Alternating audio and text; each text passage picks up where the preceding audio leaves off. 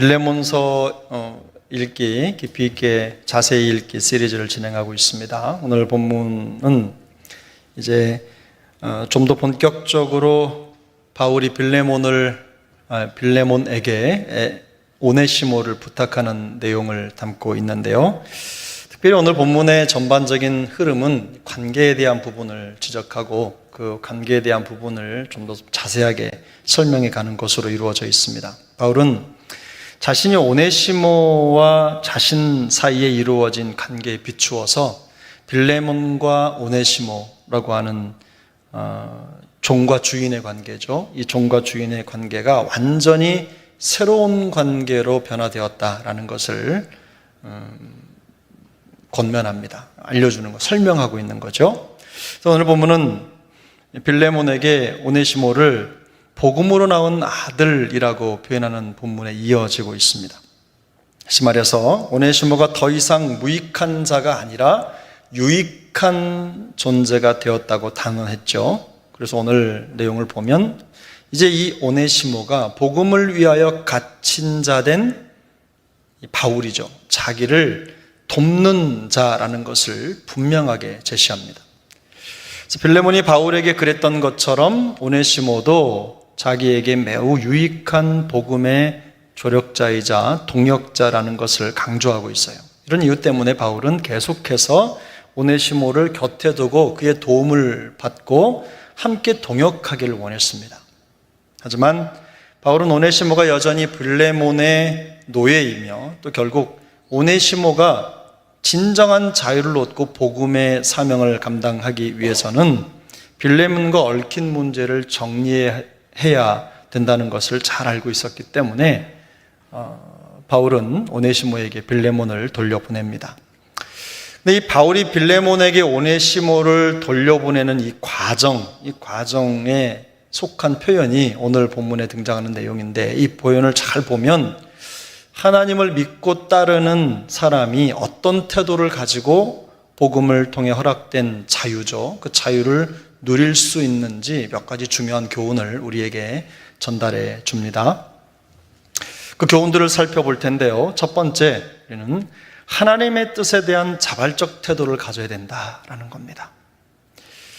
오늘 보면 13절, 14절인데요. 우리 같이 읽겠습니다. 13절, 14절 성경을 보고 그를 내게 머물러 있게 하여 내 복음을 위하여 갇힌 중에서 내 대신 나를 섬기게 하고자 하나 다만 내 승낙이 없이는 내가 아무것도 하기를 원하지 아니하노니 이는 너의 선한 일이 억지같이 되지 아니하고 자의로 되게 하려 함이라.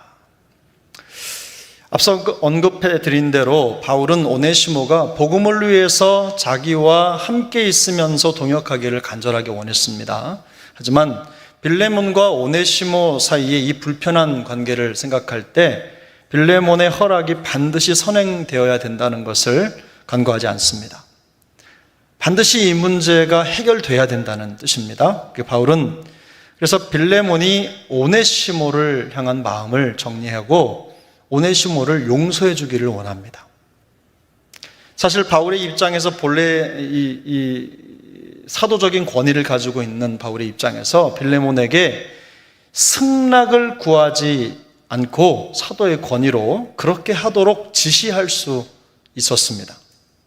충분한 그런 권위가 있다고 생각을 했어요. 그런데 그런 강압적인 방법보다는 빌레몬이 자발적으로 또 스스로 자의적으로 이 부분을 받아들이기를 원했어요.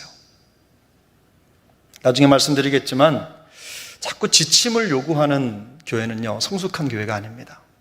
성도에게 이렇게 살아야 됩니다, 저렇게 해야 됩니다, 교회를 이렇게 해야 됩니다, 저렇게 해야 됩니다라고 자꾸만 얘기해야만 뭔가 조금 움직이는 것 같은 교회는요, 건강하지 않은 징조예요. 네, 바울은 빌레몬에게 너의 선한 일이 억지같이 되지 아니하고 자의로 되게 하려 함이라고 자신의 의사를 분명하게 밝힙니다. 여기서 말하는 선한 일이란 무엇입니까? 바로 오네시모를 용서하는 거예요. 그뿐만 아니라 오네시모가 계속해서 바울을 도와서 복음의 일을 감당하도록 기회를 주는 겁니다. 그게 선한 일이라고 좀 좁혀서 말할 수 있어요. 근데 바울은 매우 인격적인 관계를 통해서 빌레몬이 자기의 생각을 받아들여서 결국 자기가 사도적 권위로 지시해서 너 이렇게 해야 돼, 이렇게 하는 게 하나님의 뜻이야 라고 말하기 전에 자발적으로 이 오네시모를 용서하고 그를 자신과 동일한 인격체로 받아들이기를 원한 거예요. 바울이 빌레몬에게 억지같이 되지 아니하고 자의로 되게 하라고 말한 것은요, 사실 이 복음을 믿는 사람들이라면 그렇게 하는 것이 당연하다라는 전제가 깔려 있습니다. 우리가 하나님의 말씀에 절대 순종해야 됩니다, 이 말 하지 않아도 그리스도인이라면 말씀의 가르침과 교훈을 무조건 따라야 되는 거 아닙니까? 굳이 이렇게 하십시오라고 하지 않아도 말씀이 반드시 그렇게 말씀하고 있기 때문에 다른 설명이 필요 없다는 뜻입니다. 그리고 빌레몬이 오네시모가 과거 자기의 노예였다고 하더라도 지금 이 상황에 바울의 말대로 그를 받아들이고 용서를 해야 되는 이유, 그를 더 이상 자신의 소유, 자신의 재산으로 생각하는 게 아니라 그를 받아들여야 되는 이유는요, 복음 안에서 그 모든 것들이 증명되었기 때문에 그래요. 그래서 복음 안에서는 어떤 신분의 차이도 없다는 것을 빌레몬이 이미 말씀을 통해 알고 있기 때문입니다. 갈라디아 3장 28절은 이렇게 말씀합니다. 너희는 유대인이나 헬라인이나 종이나 자유인이나 남자나 여자나 다 그리스도 예수 안에서 하나이니라.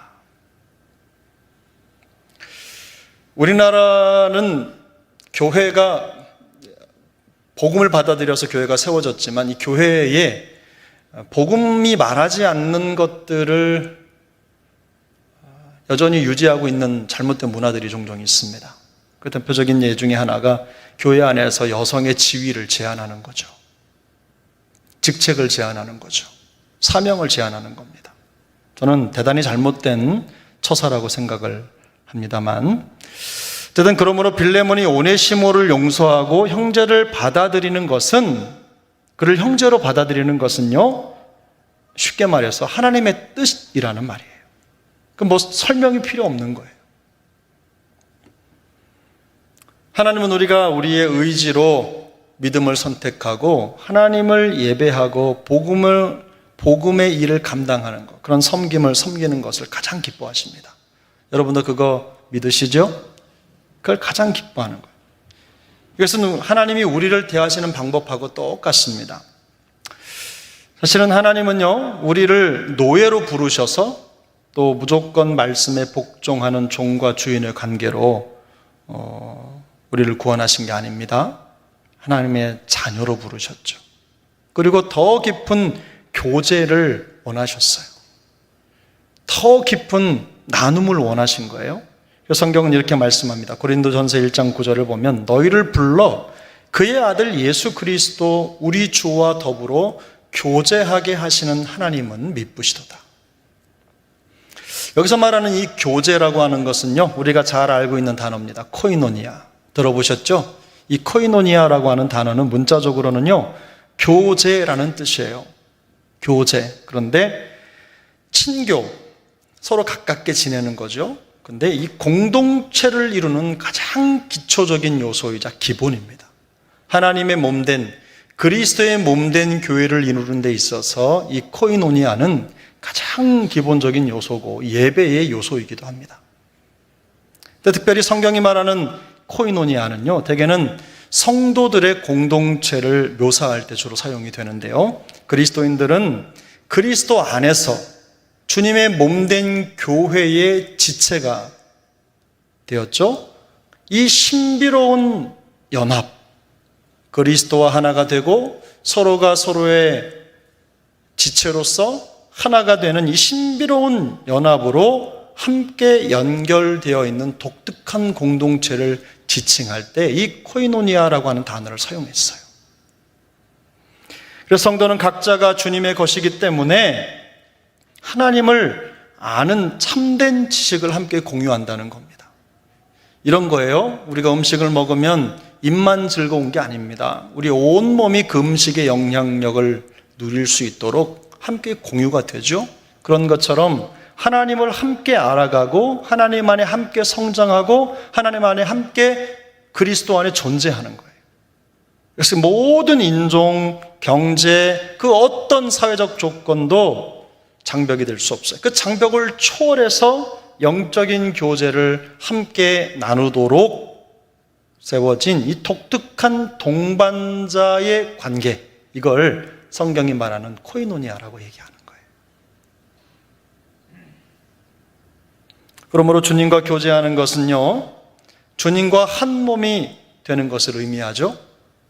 그래서 주님과 한 몸이 된다는 것은 주님과 함께 생각하고 주님과 함께 행동하고 또 주님이 가시는 곳에 나도 가고 주님이 서시는 곳에 나도 서고, 그런 아주 단순한 원리로 한 몸이라고 하는 공동체의 지체로서, 그 몸의 지체로서의 유익을 나누는 겁니다.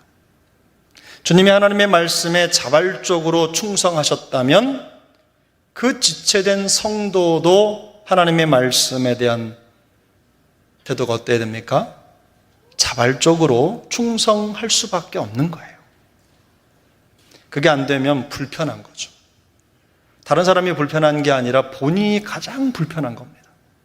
그리스도의 몸된 지체라고 자기를 소개하면서도 하나님의 말씀에 순종하는 것, 말씀이 하지 말라고 하는 것, 말씀이 하라고 하는 것에 대해서 민감하지 못하다면 굳은 살이죠. 굳은 살이에요. 감각이 없어 느끼지 못하는 굳은 살 같은 존재가 되는 거예요. 저는 어렸을 때, 지금도 그런데 이렇게 복숭아뼈에 굳은 살 박히시죠? 저희 아버님이 항상 그 복숭아뼈에 굳은 살이 있으셔서 그 칼로 그걸 이렇게 잘라내는 걸 본 적이 있어요. 여러분도 그런 경험 있으시죠? 어딘가에 굳은 살이 박히면 칼로 잘라도 아프지 않아요. 잘못해서 칼이 깊게 들어가서 본 살을 다치게 하면 피가 나기도 하고 하지만 굳은 살은 뭐 찔러도 안 아프고 피도 안 나요. 죽은 살이죠. 만약에 우리 하나님의 말씀에 대해서 우리가 그런 모습으로 반응하지 못한다면 바로 그런 존재라는 뜻입니다. 그 지체된 성도가 하나님의 말씀에 대해서 억지로가 아니라 자의적이고 자발적으로 반응하고 그 말씀을 이루어가는 게 그게 당연하다는 뜻입니다. 그래서 하나님은 우리가 우리 의지로 하나님을 선택하고 그 말씀을 선택하고 순종하는 인격적인 관계에서 성장해 가기를 원하시는 겁니다. 그리스도의 몸으로서 건강한 교회, 살아있는 교회의 특징은 그 교회에 지체된 성도들이 하나님의 말씀에 대해서 지극히 자발적인 순종으로 반응할 때 교회는 가장 건강합니다.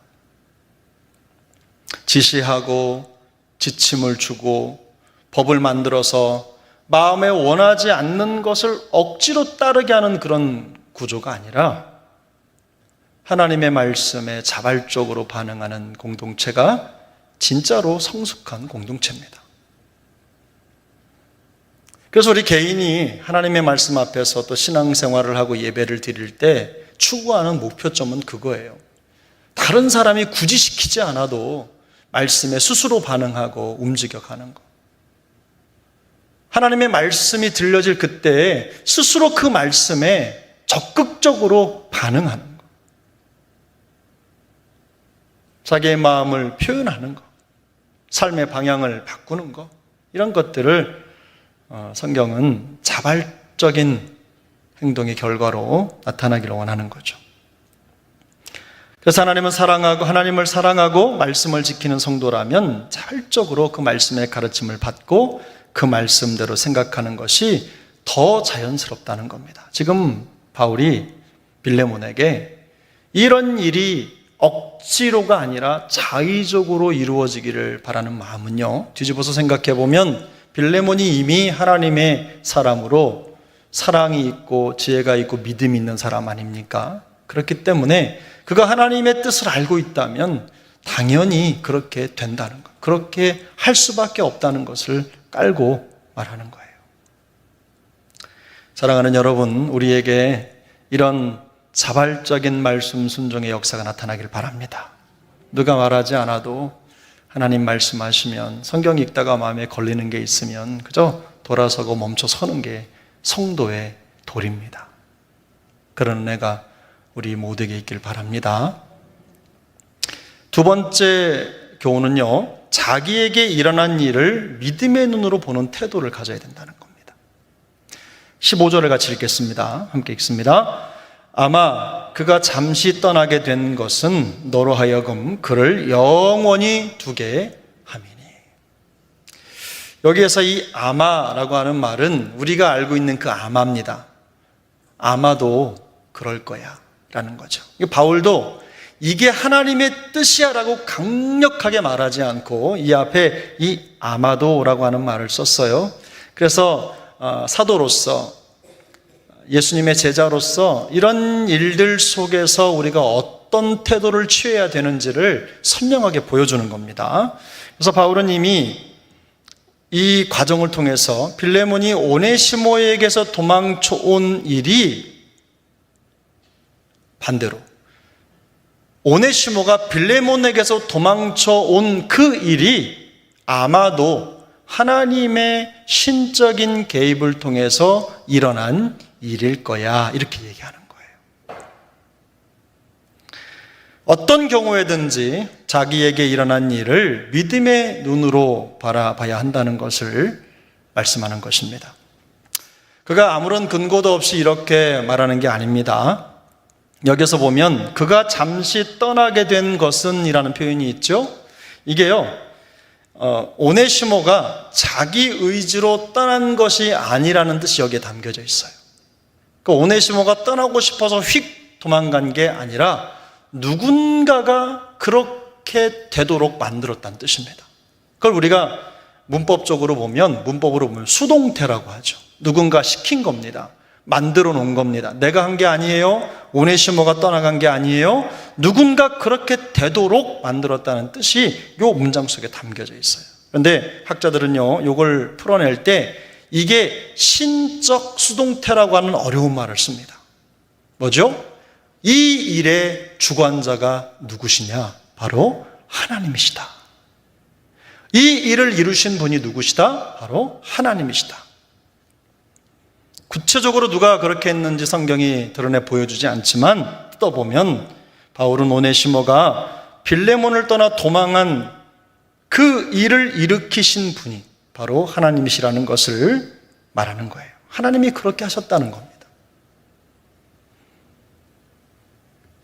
결과적으로 하나님은 이 과정을 통해서 무익한 오네시모를 유익한 자로 변화시키셨어요. 단지 빌레몬이라는 사람의 노예고 도구에 불과했던 무익한 오네시모라고 하는 사람이 이제는 하나님을 위해 더 중요한 사람이 된 거예요. 더 중요한 목적을 위해서 그를 변화시키셔서 유익한 그리스도 예수의 복음의 도구가 되게 하셨다는 뜻입니다.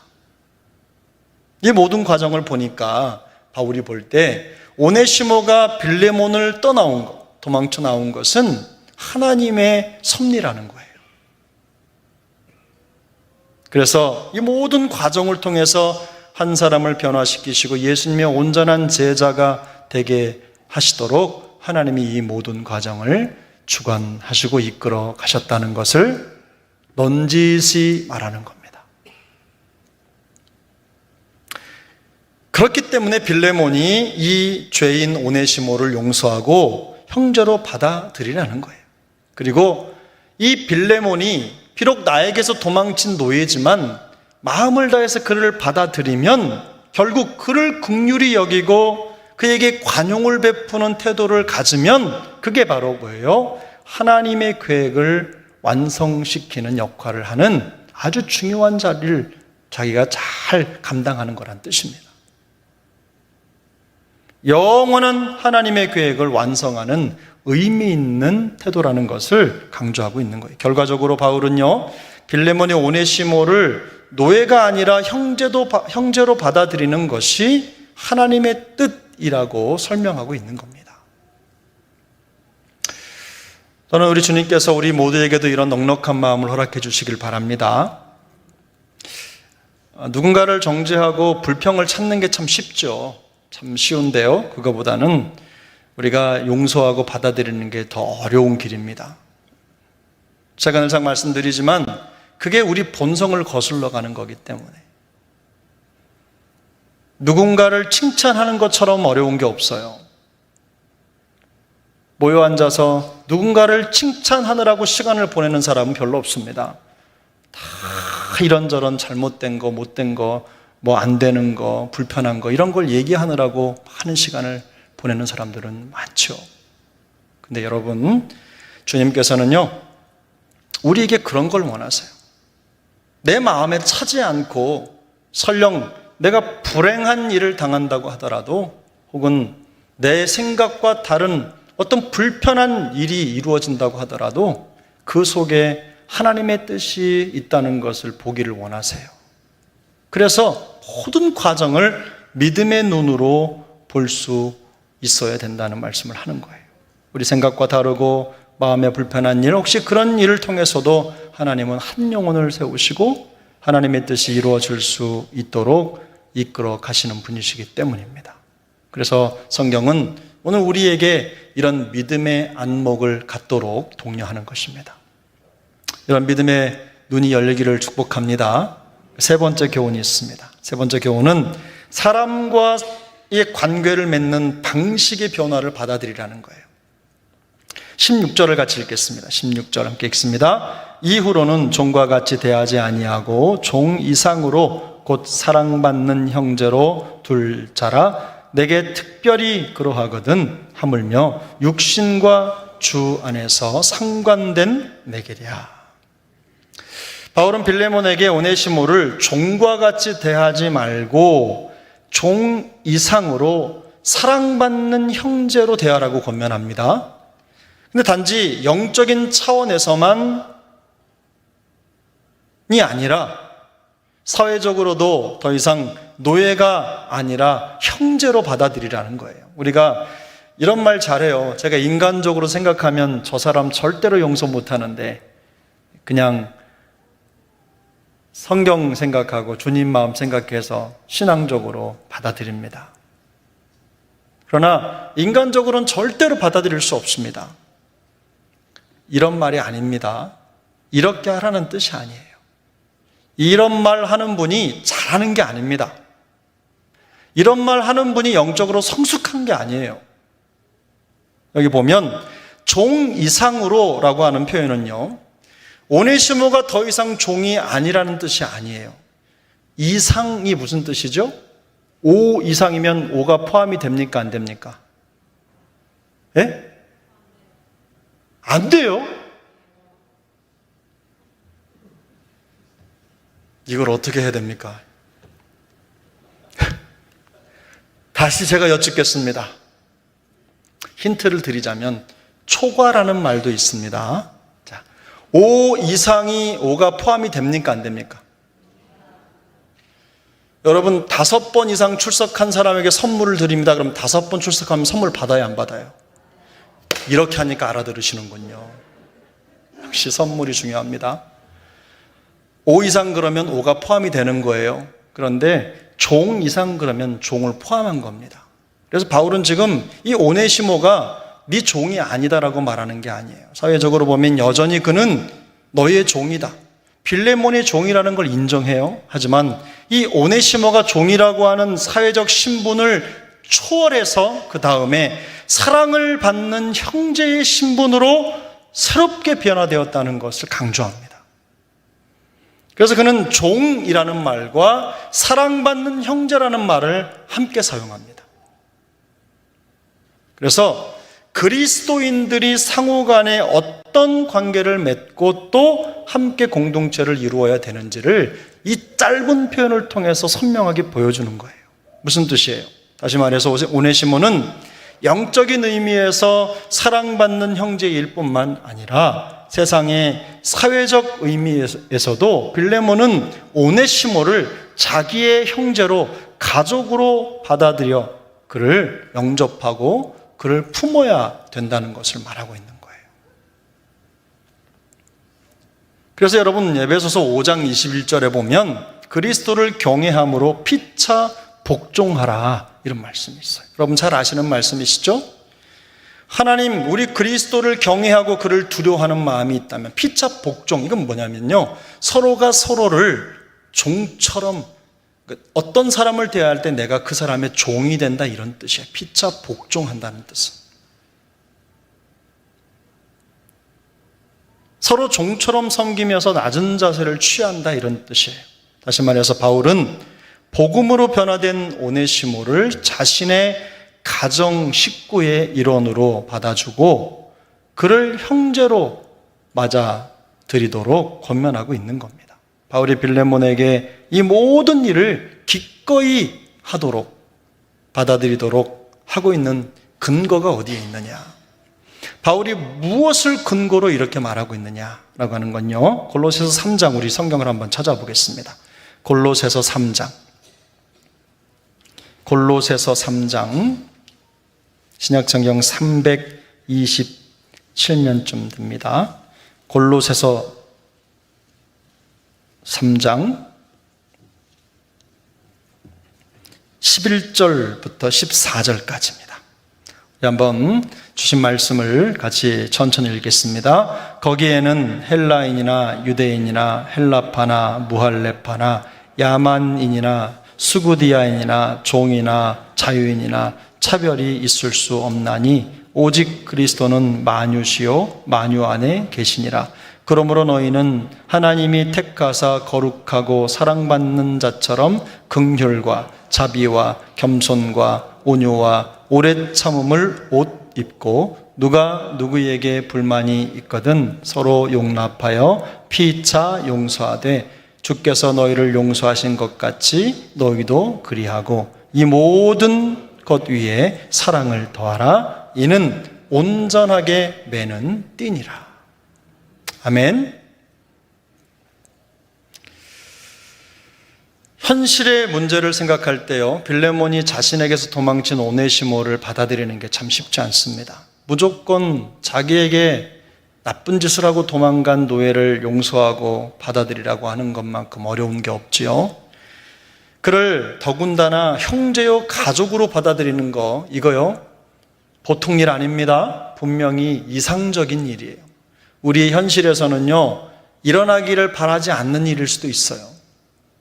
이런 사랑을 배웠지만, 이런 사랑의 능력을 우리가 경험하고 살아가지만 그 사랑의 능력이 우리를 구원했고 우리가 그 생명을 누리고 있지만 성경이 우리에게 그렇게 하라고 말씀하시지만 우리에게 이런 일이 안 일어났으면 좋겠다는 마음을 가질 거예요.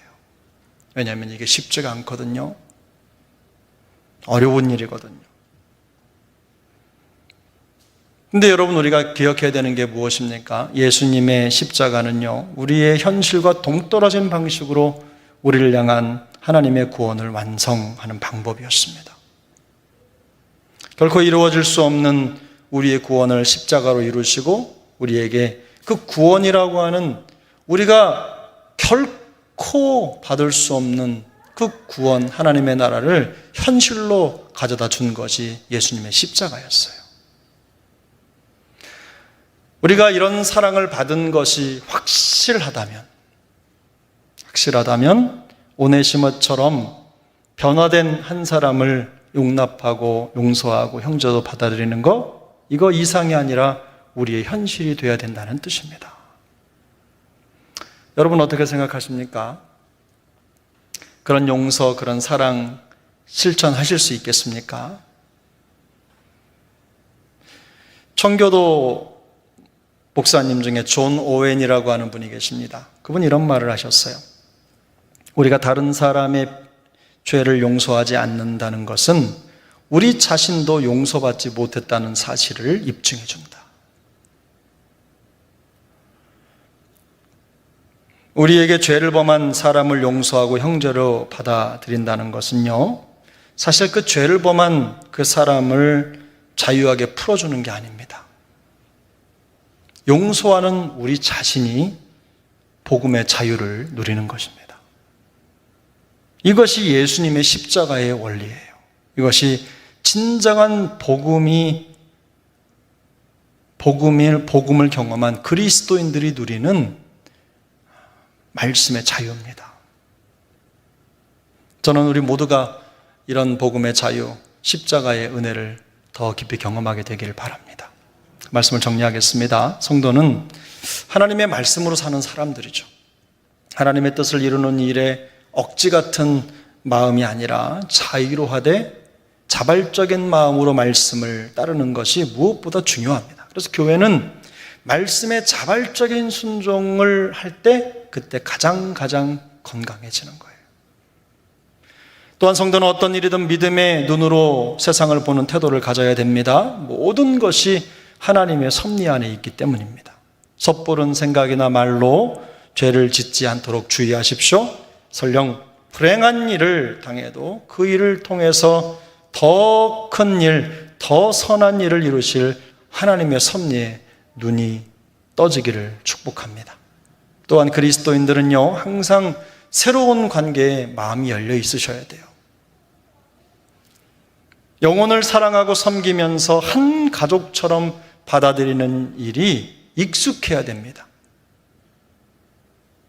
누구든지 죄가 없고 잘못을 저지르지 않는 사람은 아무도 없어요. 근데 우리가 교회가 참 그게 인색한데요. 예전에 이랬던 사람이 변화가 돼서 이렇게 됐다고 해도 안 믿습니다. 안 받아들여요. 세상 사람들도 받아들이고 함께 사는데 교회는 배척합니다. 그게 참 안타깝죠. 우리가 훈련되어야 될 부분이라고 저는 생각합니다. 그것 때문에, 그분을 받아들인 것 때문에 또다시 상처를 받을 수도 있지만, 그럼에도 불구하고 교회는 그 영혼을 받아들이는데 익숙해야 되고 그를 위해서 더 기도해야 됩니다. 그가 누구든 죄를 회개하고 잘못을 뉘우치는 사람은 언제든 용납하고 받아들이는 공동체가 주님이 바라보시는, 원하시는 건강한 교회 공동체입니다. 저는 우리 교회가 이런 성숙한 공동체가 될 수 있기를 예수님의 이름으로 축복합니다. 이런 마음을 가지고 오늘 같이 기도합시다. 우리가 사실 말을 듣고 하나님의 말씀 앞에서 이 진리들을 마음속에 새기는 것만큼 어떤 면에서는 쉬운 일이 없어요. 그런데 이 말씀대로 삶을 살아간다는 거, 말씀을 삶 속에서 실천해 간다는 거, 이것만큼 또 어려운 게 없습니다. 근데 오늘 말씀하는 대로 선명한 기준들을 마음속에 가지셨으면 좋겠어요. 적어도 하나님의 말씀에 대해서 자발적으로 순종하는 그런 마음을 갖게 되기를 바랍니다. 그뿐만 아닙니다. 모든 일들 속에서 믿음의 눈을 가지고 하나님의 섭리를 깨닫는 여러분 되시기를 바랍니다. 그리고 어떤 영혼이든지 그리스도 안에서 용납하고 받아들이는 일에 익숙한 성도의 삶을 살아낼 수 있기를 축복합니다.